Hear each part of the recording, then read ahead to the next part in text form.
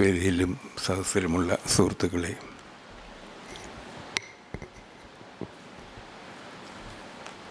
ഇന്ന് ഫേസ്ബുക്കിൽ 2 പേര്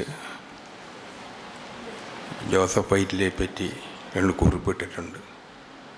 അതിൽ രാവിലെ ഞാൻ വായിച്ച കുറിപ്പ് CICC ജയചന്ദ്രൻ ഇട്ട കുറിപ്പാണ്. ആ കുറിപ്പിൻ്റെ അവസാനത്തിൽ ജയചന്ദ്രൻ ചോദിക്കുന്ന ഒരു ചോദ്യമുണ്ട്. ഇത്രയൊക്കെ എഴുതിയ ഈ മനുഷ്യൻ എന്തേ അറിയപ്പെടാതെ പോയി എന്ന്, അത്രയൊന്നും അറിയപ്പെടാതെ പോയി എന്ന്. അതിന് അദ്ദേഹം തന്നെ ഉത്തരം പറയുന്നുണ്ടതിൽ. എഴുത്തിൻ്റെ കാര്യത്തിൽ ഭാഗ്യം, യോഗം എന്നൊക്കെ ചിലതുണ്ട്. അത് ഇല്ലാത്തതായിരിക്കണം ഇദ്ദേഹം അറിയപ്പെടാതിരിക്കാനുള്ള കാരണം എന്ന് പറഞ്ഞാണ് ആ കുറിപ്പ് നിർത്തുന്നത്. അദ്ദേഹം പറഞ്ഞതിൽ കുറച്ച് കാര്യമുണ്ട്. കാരണം 20 വയസ്സുള്ള ഒരു ചെറുപ്പക്കാരൻ, ഒട്ടും അറിയപ്പെടാത്ത ഒരാൾ മാതൃഭൂമിയിലേക്ക് ചരമവാർഷികം എന്ന ഒരു കഥ വേറൊരാൾ മുഖേന അപ്പൻ തച്ചേത്ത് ആണ് അയച്ചു കൊടുക്കുന്നു. ഇതിനെപ്പറ്റി പിന്നീട് അത് അടിച്ചു വരികയാണ്. അന്ന് ഇയാൾ പോളിടെക്നിക്കിൽ ITI പഠിക്കുകയാണ് ചാലക്കുടിയിൽ. അപ്പോൾ ഇത് അച്ചടിച്ചു വരികയാണ്. അപ്പോൾ MD അതിനെപ്പറ്റി പറഞ്ഞത്, ഈ പുസ്തക പ്രകാശനത്തിന് വന്നപ്പോൾ പറഞ്ഞ വാചകം, അന്ന് ആ സമ്മേളനത്തിലുണ്ടായിരുന്ന ചിലരെന്നോട് പറഞ്ഞതിങ്ങനെയാണ്: പ്രസിദ്ധീകരിക്കാൻ വേണ്ടി ഞാൻ തിരഞ്ഞെടുത്തു വച്ചിരുന്ന 12 കഥകൾ മാറ്റിവെച്ചിട്ടാണ് ഈ ചെറുപ്പക്കാരൻ്റെ കഥ മാതൃഭൂമിയിൽ പ്രസിദ്ധീകരിക്കുന്നത് എന്നാണ് പറഞ്ഞത്. അത് ഒരു ചെറുപ്പക്കാരനെ സംബന്ധിച്ചിടത്തോളം മാതൃഭൂമിയിൽ അങ്ങനെ ഒരു കഥ വരിക, ഈ കഥ അദ്ദേഹത്തിൻ്റെ ജീവിതത്തിൽ പിന്നീടും കടന്നു വരുന്നുണ്ട്. ഇദ്ദേഹത്തിന് ഹോസ്റ്റലിൽ പണം കൊടുക്കാതിരുന്നതിൻ്റെ പേരിൽ ഉച്ചയ്ക്ക് ചോറ് കഴിക്കാനിരിക്കുമ്പോൾ ഇദ്ദേഹത്തിൻ്റെ മുമ്പിൽ ഇലയിടാതിരുന്നതിനെപ്പറ്റി കലൂർ ജോസഫ് എഴുതിയിട്ടുണ്ട്. അങ്ങനെ സങ്കടത്തോടുകൂടി ഇയാൾ എഴുന്നേറ്റ് പോകുന്നു. ഹോസ്റ്റലിൽ എത്താറായി കഴിഞ്ഞപ്പോഴേക്കും പോസ്റ്റ്മാൻ ഇദ്ദേഹത്തെ അന്വേഷിച്ചു വരുന്നു. മാതൃഭൂമിയിൽ നിന്ന് ഈ കഥയുടെ പ്രതിഫലമായ 20 രൂപയുടെ മണി ഓർഡർ ആണ് കൊടുക്കുന്നത്. അങ്ങനെ ഈ കഥ വീണ്ടും ജോസഫിനെ രക്ഷപ്പെടുത്തുകയാണ് ഉണ്ടായത്. ജോസഫിൻ്റെ അവസാനത്തെ നോവല്, പ്രസിദ്ധീകരിച്ച നോവല്, ഇത് ഞാനിങ്ങനെ എടുത്തുകൊണ്ട് വന്നപ്പോൾ ചിലരൊക്കെ അന്തം വിട്ട് ഇയാൾ നമ്മളെ കൊല്ലാൻ പോവുകയാണോ എന്നൊക്കെ വിചാരിച്ചു എന്നാണ് എനിക്ക് തോന്നണേ.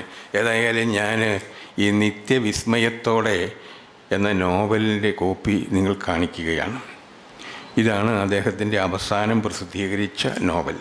ഇതാണ് സത്യദീപത്തിൽ ഫാദർ തേലക്കാട്ട് പത്രാധിപരായിരുന്ന അവസരത്തിൽ പ്രസിദ്ധീകരിച്ചത്. ഇതിൻ്റെ ആമുഖത്തിൽ 2 കാര്യങ്ങൾ ഇതിൻ്റെ സമർപ്പണത്തിൽ ഇദ്ദേഹം 3 പേരുടെ പേര് പറയുന്നുണ്ട്.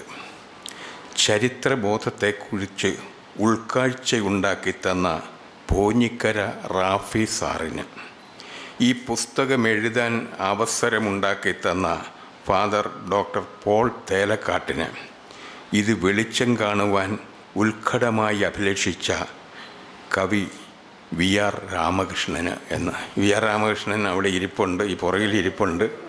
വന്നിരുന്നോ അവിടെ?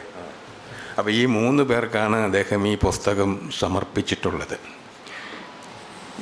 ഈ പോഞ്ഞിക്കര റാഫി ഈ ചരിത്രബോധത്തെ പറ്റിയൊക്കെ പറയുന്നത്, പോഞ്ഞിക്കര റാഫി പലരോടും ഈ ചെല്ലുമ്പോൾ പറയുമായിരുന്നു. ഞങ്ങളൊക്കെ ചെല്ലുമ്പോൾ പോഞ്ഞിക്കര റാഫി ഈ ശുക്രനീതി എന്നൊരു ഗ്രന്ഥം, ചരിത്ര ഗ്രന്ഥം എഴുതിക്കൊണ്ടിരിക്കുന്നതിനെ പറ്റി ആയിരുന്നു എല്ലാ തവണ ചെല്ലുമ്പോഴും. പക്ഷേ ആ ശുക്രനീതിയുടെ ഒരു ഭാഗം മാത്രമേ മരിക്കുന്നതിന് മുമ്പ് പ്രസിദ്ധീകരിച്ചിട്ടുള്ളൂ. അപ്പോൾ അത് എഴുതുന്നതിനെ പറ്റി അദ്ദേഹം പറഞ്ഞിട്ടുള്ളത്, രാത്രി 3:30 മണിയാകുമ്പോൾ ഞാനും ഭാര്യയും എഴുന്നേക്കും. എന്നിട്ട് കറണ്ടില്ല, അതുകൊണ്ട് മണ്ണെണ്ണ വിളക്കിൽ മണ്ണെണ്ണ വിളക്ക് കത്തിച്ച് വെച്ച് ഞങ്ങൾ രണ്ടുപേരും പഴയ ഗ്രന്ഥങ്ങളൊക്കെ വായിച്ചിട്ടാണ് നോട്ടെടുത്തിട്ടാണ് എഴുതിക്കൊണ്ടിരിക്കുന്നതെന്ന് പറഞ്ഞിരുന്നു. അങ്ങനെ എഴുതിയ ആ ഗ്രന്ഥത്തിൻ്റെ ഒരു ചെറിയ കഷ്ണം മാത്രം പബ്ലിഷ് ചെയ്യാനേ അദ്ദേഹത്തിന് മരണത്തിന് മുമ്പ് കഴിഞ്ഞുള്ളൂ. ഞാൻ പറഞ്ഞു വന്നത്, ഈ പൊന്നിക്കര റാപ്പി ഇങ്ങനെ ഒട്ടേറെ ആൾക്കാരെ ചരിത്രത്തിലേക്ക് പ്രചോദിപ്പിച്ചുകൊണ്ടിരുന്ന ഒരു വ്യക്തിയാണ്. ഈ ജോസഫ് വൈറ്റ്ലയുടെ ഈ പുസ്തകത്തിൽ ഇദ്ദേഹം കൈകാര്യം ചെയ്തിരിക്കുന്നത് ശക്തൻ തമ്പുരാൻ്റെ കാലഘട്ടമാണ്. കൊച്ചി ഭരിച്ചിരുന്ന ശക്തൻ തമ്പുരാൻ രാമവർമ്മ രാജാവിൻ്റെ ചരിത്രമാണ്. ആ സമയത്തെ കാലഘട്ടത്തിലെ സാമൂഹ്യവും സാംസ്കാരികവും മതപരവുമായ കാര്യങ്ങളെപ്പറ്റി അദ്ദേഹം അതിൽ പറയുന്നുണ്ട്. കിഴുവന എന്ന് പറയുന്ന ആദ്യത്തെ ചാപ്റ്റർ അതാണ്. കിഴുവനച്ചാൽ 500 പേരെ ആണ് ഇദ്ദേഹം കൊണ്ടുപോയി അതിൽ മുക്കി കൊന്നത്. ഇവരൊക്കെ പിന്നെ അങ്ങ് വിധിച്ചാൽ മതി, കൊലയൊക്കെ വേറെ ആളുകളാണല്ലോ നടത്തുന്നത്. അതിനെപ്പറ്റിയൊക്കെയാണ് ഇദ്ദേഹം വളരെ തീവ്രമായി ഗവേഷണം ചെയ്ത് എഴുതിയിട്ടുള്ള പുസ്തകമാണ് ഇത്.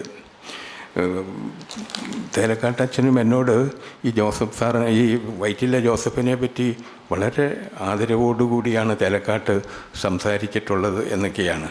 പക്ഷേ ഈ CICC ജയചന്ദ്രൻ പറഞ്ഞ ഒരു കാര്യത്തിൽ ഞാൻ ഉറച്ചു നിൽക്കുകയാണ്.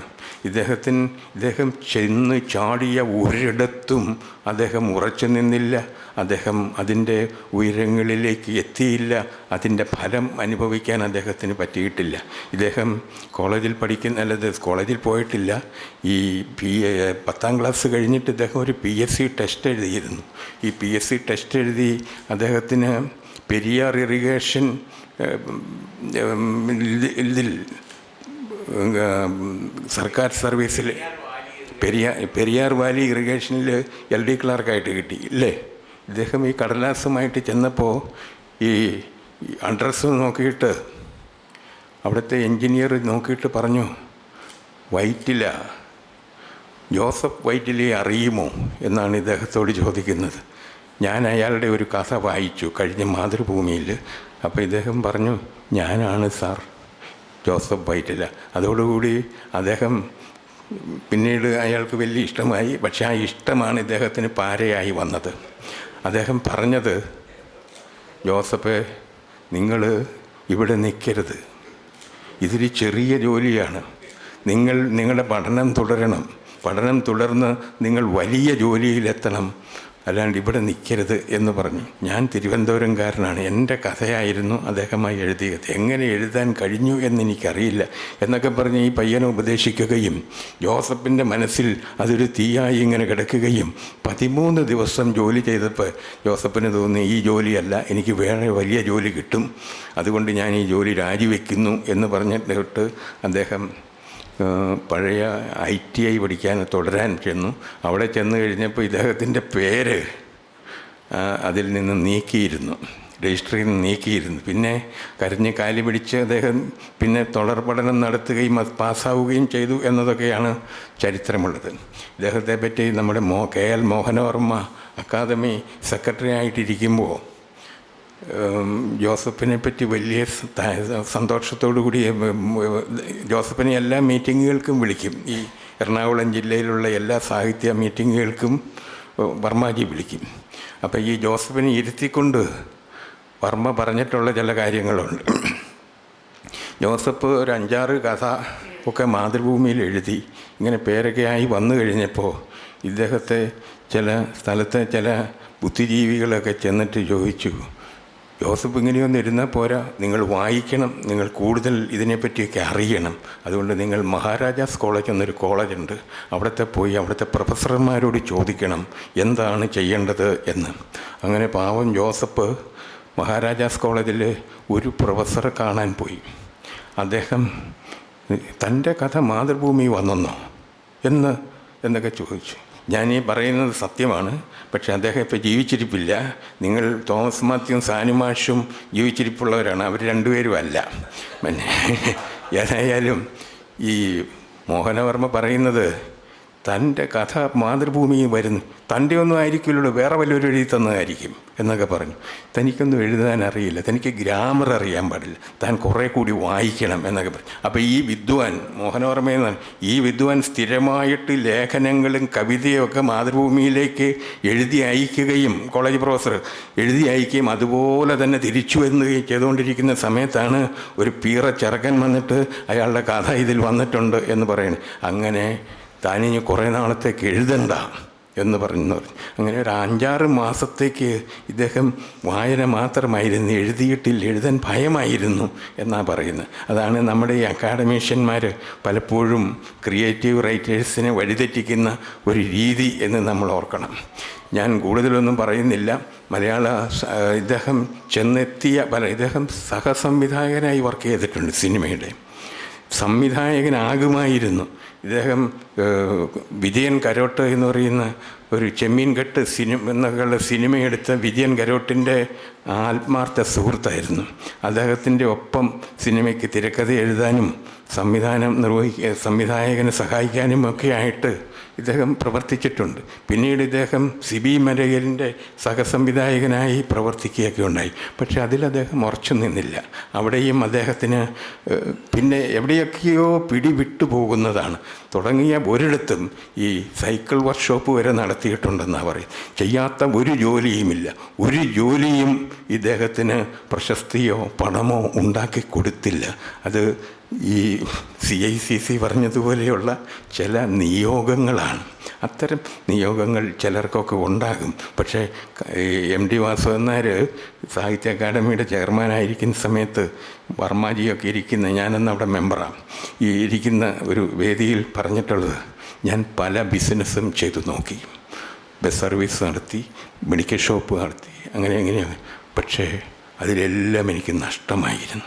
പക്ഷേ എനിക്കൊരിക്കലും നഷ്ടം വരാത്ത ഒന്ന് അക്ഷരമാണ്, എഴുത്താണ്. എഴുത്തിലൊരിക്കലും എനിക്ക് നഷ്ടം വന്നിട്ടില്ല എന്ന് അദ്ദേഹം നേരിട്ട് അവരോട് പറയണത് ഞാൻ കേട്ടിട്ടുള്ളതാണ്.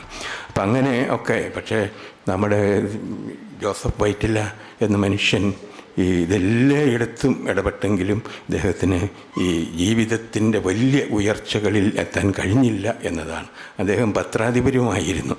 ക്രിസ്ത്യൻ സർവീസ് സൊസൈറ്റിയുടെ സമയം എന്ന മാസികയുടെ പത്രാധിപരുമായിരുന്നു.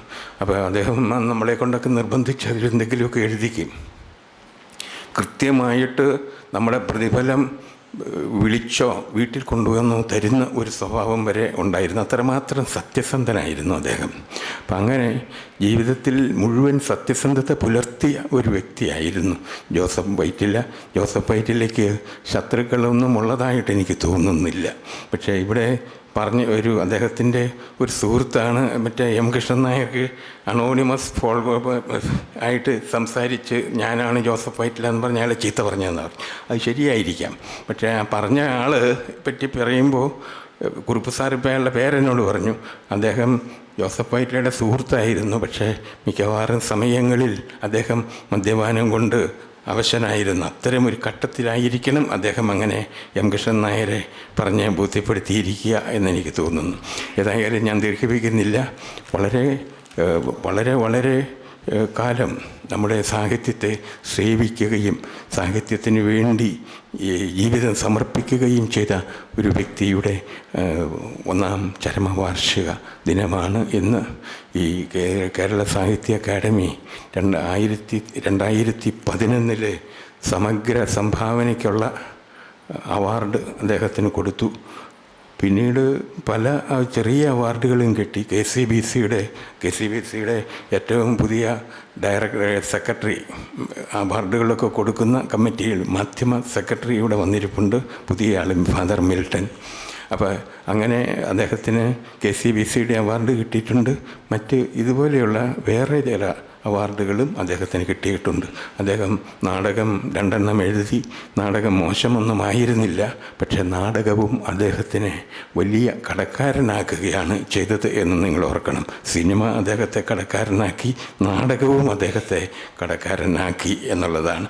തൊടുന്നിടത്തെല്ലാം കയ്യിൽ നിന്ന് പണം ചോർന്നു പോകുന്ന ഒരവസ്ഥ അദ്ദേഹത്തിനുണ്ടായിരുന്നു. പക്ഷേ അദ്ദേഹം അവസാനം വരെ പൊരുതി ഇന്ന് ഒരുപക്ഷെ ഈ ഒരു എപ്പോഴൊക്കെയാണ് ഒരു എഴുത്തുകാരൻ ഉയരത്തിലേക്ക് എത്തുന്നത് എന്ന് നമുക്ക് പറയാൻ പറ്റില്ല. ചരിത്രം വച്ചിട്ടുള്ള ഈ 2-3 നോവലുകൾ അദ്ദേഹത്തിന് കൂടുതൽ ഖ്യാതി ഉണ്ടാക്കും. ഞാനൊക്കെ വളരെ ചെറുപ്പത്തിലല്ല, ഞാനൊക്കെ കോളേജിൽ പഠിക്കുന്ന കാലത്താണ് ഈ ആശ്രമം എന്ന നോവല് മാതൃഭൂമി ആഴ്ചപ്പതിപ്പിൽ വരുന്നത്.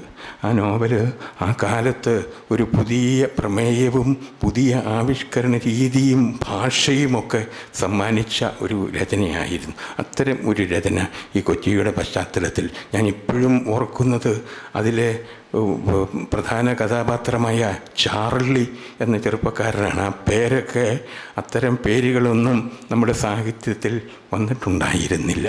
അതെല്ലാം പുതുതായിട്ട് ആവിഷ്കരിച്ച ഒരു നോവലായിരുന്നു ഈ ആശ്രമത്തിന് കിട്ടേണ്ട അംഗീകാരങ്ങൾ പലതും കിട്ടിയില്ല എന്ന് വിചാരിക്കുന്ന ഒരാളാണ് ഞാൻ ദീർഘമായിട്ടൊന്നും പറഞ്ഞ് നിങ്ങളെ ബോധവൽക്കരിക്കാൻ ഉദ്ദേശിക്കുന്നില്ല.